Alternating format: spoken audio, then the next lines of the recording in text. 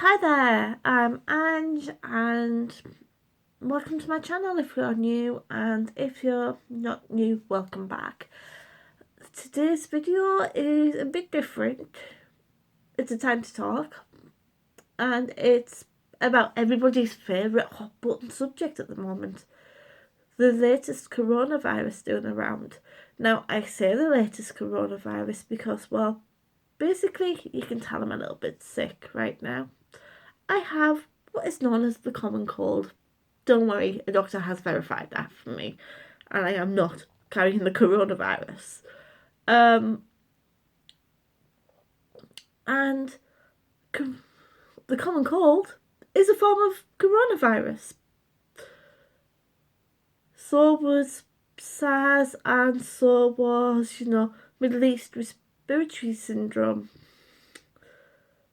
And basically, all the coronavirus is a virus that has transferred itself from an animal in the most recent one's case, say a bat or a chicken, into another form of animal, in this case humans, because let's face it, we are animals.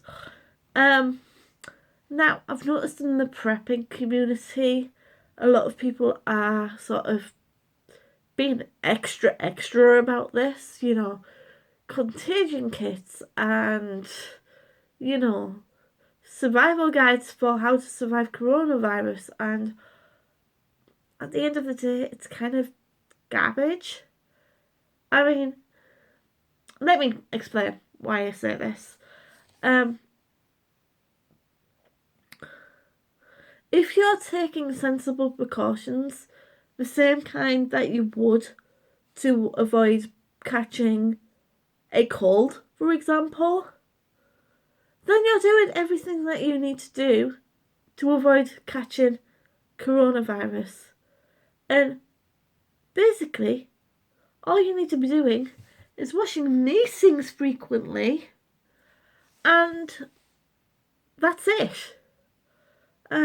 I mean, it's not it. Just took a look at the World Health Organization website, and they also, recommend to do things that most people are doing anyways, like cooking your meat thoroughly and making sure your eggs are thoroughly cooked. Don't most people do that anyway, unless you really, really, really enjoy food poisoning? So yeah, but yeah, let's have a little dig further into the coronavirus, shall we? Again, I'm reading this off the World Health Organization website, and I will link it in the description box as well.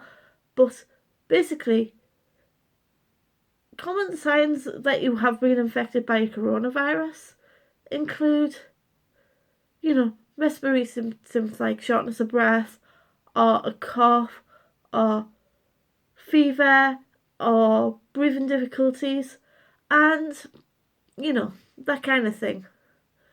Now everybody, I'm saying everybody, like, people in the know are freaking out a bit more about this one over, like, say, the flu, because it can cause, like, things like pneumonia and respiratory syndrome, and, well, we've all heard in the news that this one does kill people. But bit of context here, if you are generally healthy and fit, the chances are it is not going to kill you. The people who have been reported to have died from coronavirus have generally been the very young, who don't have much of an immune system anyways, people who also have another medical condition alongside it, and the old, the elderly, the infirm,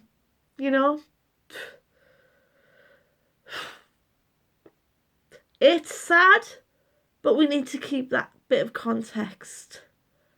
And let's also look at how governments are responding.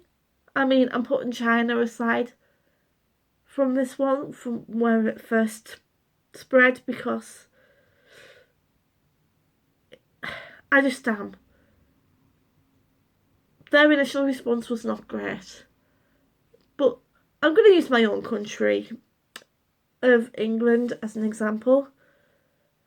People who are coming back from non-coronavirus regions, for lack of a better term, such as the passengers on that cruise ship or the people who were repatriated from China, have been put in quarantine. And the reason for that is quite simple. They've been put in that 2-week quarantine because 2 weeks is how long it is before symptoms show. Like, it can take up to 2 weeks. And I think that's a sensible step, you know? Just like Japan quarantined people on the cruise ship, which they could have done better with, but we'll put that aside as well.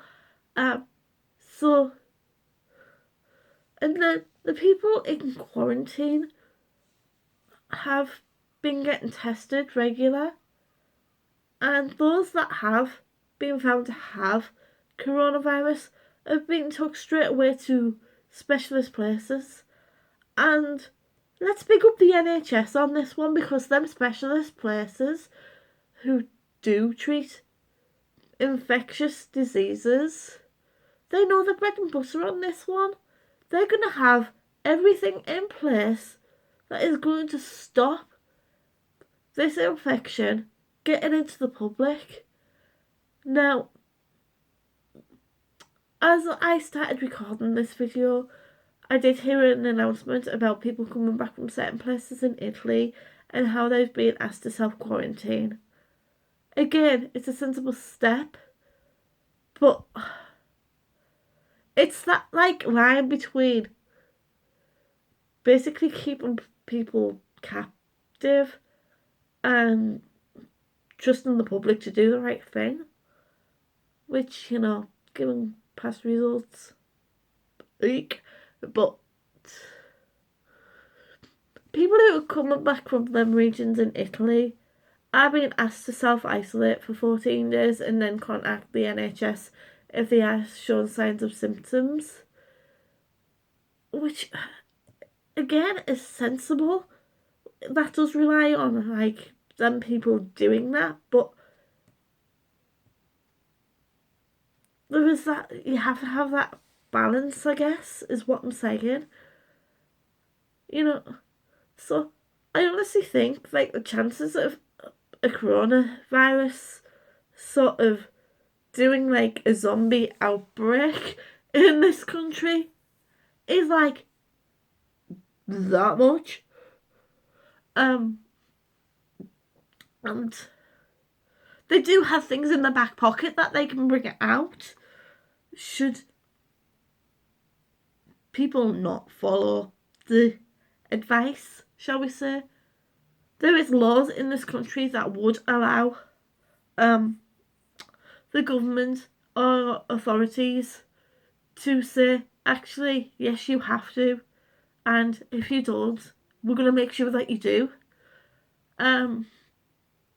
So all I'm trying to say is, let's just use some common sense with this, people, because there is no need to be going out and buying like full-on hazmat suits or, you know, face masks and all of that gubbins, because I don't think the chances of like what happened in Wuhan happening in this country are high enough to warrant it.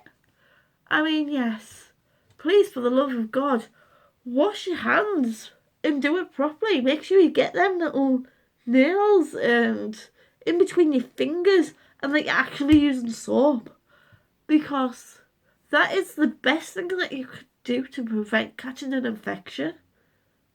And I know it's ironic that I'm telling you to do that, given the fact that I'm ill myself. But let's move on to the next thing, and we'll skip over that, because if you are showing signs of any form of infection, Let's practice good hygiene here, people. The person that I got it from didn't. um, you know, they weren't covering their mouth when they were coughing and sneezing. You know, it's the whole catch and bin kill thing. If you're coughing or sneezing, catch it, preferably in a tissue. Get it put in the bin straight away and wash your hands. That in itself should be enough if you do get coronavirus and you don't realise that it's coronavirus, to stop you from spreading it on to other people. And like on the issue of face masks, again, I was doing some reading about this, and basically if you're showing signs of an infection, you should be the one wearing it, not to wear to try and stop from catching it. And that is simply just to stop the spread of like the viruses coming out in like your water droplets, otherwise challengingly known as spit, from spreading to other people. You know, let's just have a bit of context here about it, people. Yes, it is scary. Yes, it is very scary, in fact. But we are not at a pandemic level yet. Hopefully, the precautions that countries are taking will stop it from becoming at a pandemic level. You know, China closing its borders, good step. Britain with its precautions, Japan with its precautions, you know. Italy has now quarantined entire towns. And, you know, by doing this, hopefully it won't become a pandemic and it'll just be, you know, tomorrow's fish and chip wrappings. I mean, like tomorrow, but the future's fish and chip wrappings. And it's something that we will talk about, just like we talk about Ebola now. Yes, it was scary at the time, but we're thankful that the people in the know acted the way that they did, and now the threat has been reduced significantly. I reckon in a year's time we're going to be talking about coronavirus in the same way. Anyways, after that little ramble, I've been Ange, and I will see you next time.